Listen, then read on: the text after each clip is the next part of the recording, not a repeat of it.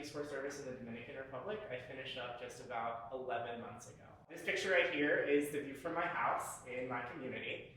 I was very fortunate in some ways to have, quite possibly, in my opinion, the most gorgeous Peace Corps community ever. There was a mountain there, a river, and I'll show you a few pictures, kind of set the scene, and then I'll talk a little bit about my projects, challenges, successes, and then connect it to UMSI and what I'm doing here. This is a map of the island of Hispaniola, and this side over here is the Dominican Republic, and I was right here.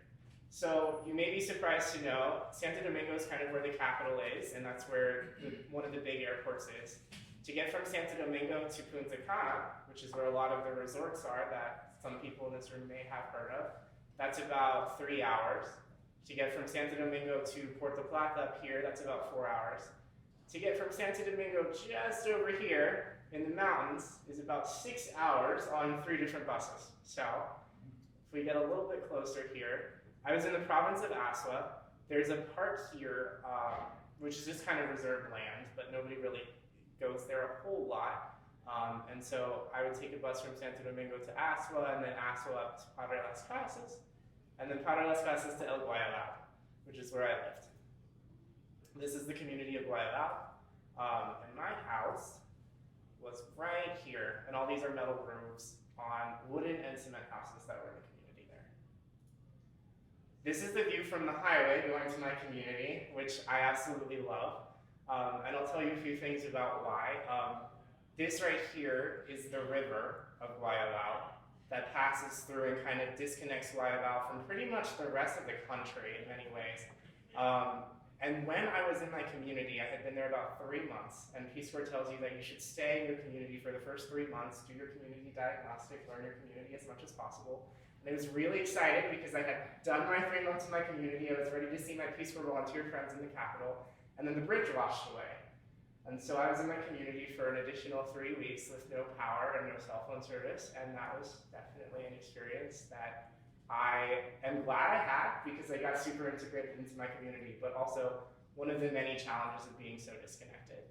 The flip side of that is because we were so far away from everything else in the rest of the country, the community kind of didn't have to deal with a lot of the crime, a lot of the other issues that surrounded that in the rest of the country because it was just one community and there was a very sense of community empowerment and engagement within that community because they all worked together to help each other and to help their neighbors because they had to. This is my house, the outside of my house. This here is a banca, which is where they sell lottery tickets in the Dominican Republic, and my bed was right here. So during the day and during the night, I learned all about the language of how to sell lottery tickets to people in my community. This is my room, not cleaned up for photos. And this is the door of the room. It was a wooden house with some concrete that was part of another house. And this is my friend, the mosquitero, because we did have plenty of mosquitoes in the Dominican Republic, and I had the privilege of being the first person in my training group to get dengue, which was definitely also an experience and a challenge for sure. And this is the kitchen, and I included this lovely photo of the bathroom just to show you and talk a little bit about the infrastructure in my community. When I first arrived in the community, they were just opening their first aqueduct that had been in the community in 25 years. Until that point, they had had no running water. And after they opened it, we had a trickle of water about 3 days a week.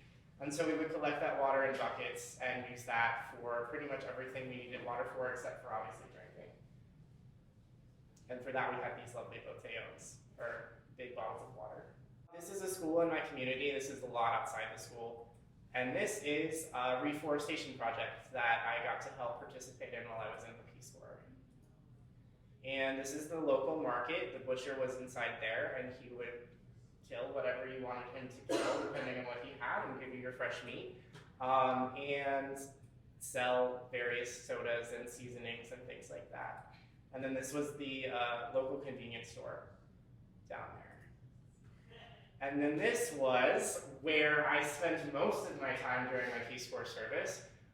It was the Center for Training in IT and also a fake post office. The post office didn't function, but during my service we got the computer lab to function pretty well. and I'll talk a lot about that. This is the post office here, this was the computer lab here, and this was kind of the main street running through town. So this is the inside of the computer lab. This is one of the youth lab managers that I worked with during my service. And these are the computers that we initially had to work with. And then eventually, there were 5 of them, and then we got 3 more by the time I was done. Working with the Dominican NGO counterpart that I was placed with there. These are just students in the lab. My project, I had to train primary school teachers how to use the computer, and train computer lab managers how to be technology resource specialists, and how to professionally interface with Dominican NGO partners. So to kind of put that in a more tangible way, basically the computer lab had existed in the community for about 10 years. But they were only using it to play games, like they had bootleg copies of Halo and things like that. So it wasn't really used for any kind of educational purpose. And they had kind of lost touch with their Dominican NGO counterpart because of that, because the Dominican NGO had put money into the community to develop this computer center for the purpose of education. And then when people in the community weren't using it for education, they weren't able to provide the training to kind of adjust their focus to put them in that direction. So I basically had to develop a curriculum for the lab managers themselves to teach them how to use the computers for education when you don't have internet, which was a challenge because the resources that are available in Spanish that aren't online are pretty limited, I found. And this is just kind of a youth event that I did with my project partner, Yoel, who lived in the community as well. And he was from Guayabal, lived in Guayabal his whole life, and was really helpful to me and a friend in the community in terms of getting engagement with youth and people in the computer lab. And this is inside of the community's high school courtyard area. In addition to that, I worked on a few other initiatives. I ran and developed a children's literacy program for the whole country of the Dominican Republic. Kind of started in my community and a Friends Volunteers community. We called it Yo Sé Leer, which is I know how to read. And it worked with elementary school children all over the country, developed a series of worksheets, workbooks, things like that. We also, all of the volunteers in the country worked with the Dominican government on a project called Quisque Aprende Contigo, which is an adult literacy program that they did in the country. There was a big push while I was there to teach adults how to read as well. Because if adults in a family don't know how to read, then it's difficult for them to help their children that are in school. And so they were trying to educate as many adults as possible. It was a big government push, and it was fun to be there to support that. And then also I led a group of other LGBTQ volunteers in the Dominican Republic to create a support system for volunteers that were facing challenges because of their sexual identity during their service. And so a few of the challenges that happened during Peace Corps service, and I put a really happy photo on here so that I can minimize them a little bit, personal cultural identity. Being in the community, I was there by myself. There were no other Americans, and there hadn't been an American in the community for 20 years. And so it was interesting to navigate the challenges that come from dealing with a completely different culture to what I was used to.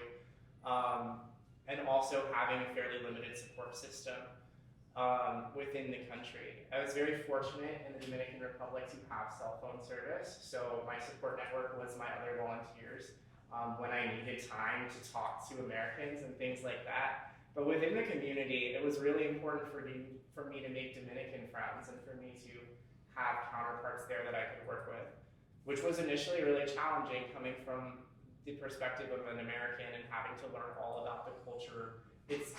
It's great in that there's much more sharing, it's much more open, but it's also something that's new and different, and definitely something I had to learn a lot about. Also, community engagement in the Dominican Republic kind of ebbs and flows. And so when I first got to my community, people were extremely motivated just to have an American there. But there's a lot of work that had to be done in terms of setting the stage of what exactly is a project that's doable in a 2-year period, and what exactly am I there for? Because a lot of times the community had received missionary work in the past, but it was usually construction based. It wasn't necessarily building capacity on a fundamental mental level and a training level. And so kind of setting those guidelines in place took a while, and there were ups and downs during the service of people really wanting to get things done, and then people having a week-long celebration for festivals that would happen pretty regularly in the Dominican Republic. So work would ebb and flow a lot.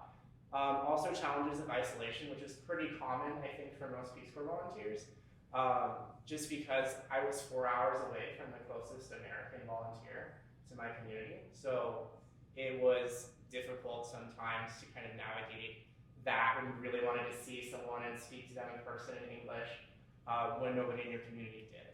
And dengue, of course, was my fun first person in my training group to get it. Eventually we all did. And we all survived, but it was a challenge that comes from Peace Corps service. And then I want to point out that I put infrastructure last, because all of these other challenges were kind of much more personal and much more challenging than things like having power 8 hours a day or having water 3 days a week. Surprisingly, I think in these types of communities, you learn how to deal with that fairly quickly. But it was still definitely something I had to get used to. Successes and lessons learned.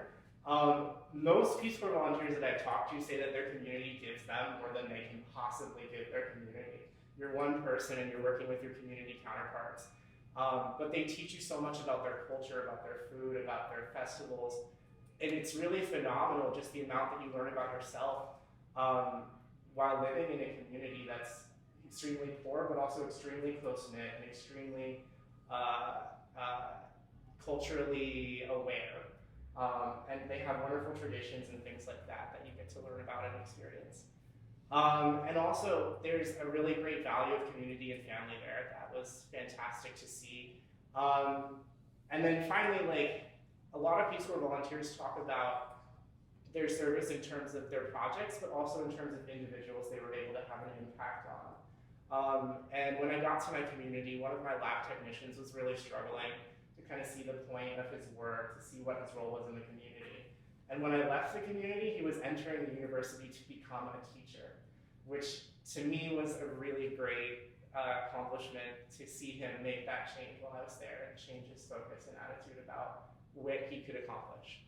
Relating this back to information in UMSI, I actually applied to the UMSI program while I was overseas in the Dominican Republic. There was a rooster running in and out of my computer lab while I was studying for the GRE. There was a lot of technical work that I did with the computer lab there. The computer lab was using Microsoft Encarta as its sole source of providing information and programming to students. And Microsoft Encarta hadn't been updated at the time since I believe 2007 or 2008. And so it was about 5 years out of date. And they didn't understand how they could access any resources offline other than Encarta, which is why they were using it. They rarely had internet access in the computer lab, and so I had to find tools and resources that I could get for them, provide them to the lab, and then not only provide them, but also make sure that they knew how to get those resources when I left. Because ultimately my project wouldn't be sustainable if they didn't know how to access the resources when I was gone. And also some members of the community, especially older adults who were teachers, initially had difficulty seeing the value of using technology at all. They looked at all of the community problems that they had with infrastructure, with educational challenges that are inherent in the Dominican Republic, and seeing computers as a way of solving any issue was initially challenging. And that was one of the reasons why I initially focused so much on working with lab technicians, because I had to teach them essentially how not only to use the lab for education, but how to interface with people who oftentimes are older than them, experienced teachers, to show teachers the value. And that ultimately became a system where teachers, when I left, were using the lab to actually get resources for different assignments. They would come into the lab and talk to our lab technicians and say, they were studying Dominican history in such and such a period, what can you get for me, or what can my students come in and use in the center? But the systems and the solutions that we had available to us were limited. The system or the solution that my community liked best was actually offline Wikipedia dumps, which they would download whenever they were outside of their community and bring back. But there was difficulty keeping those updated, and obviously there's also difficulty getting reliable information sometimes from Wikipedia itself. So one of the reasons why I came to UMSI is because I'd like to learn more about how we can use information and new mobile technologies and applications to kind of better meet the needs of diverse marginalized populations like the one I worked with in the Dominican Republic. And how can we open access in a way that allows us to kind of help support these types of communities. One of the great things that I've been able to do since coming to the University of Michigan is work with the Open Michigan Initiative, which many other School of Information students have worked with in the past to really experience what it's like to create open educational resources, which has been a lot of fun, and learning about how that whole process works, even though I'm in my first year, has been really helpful and really interesting to me, given my background with my service.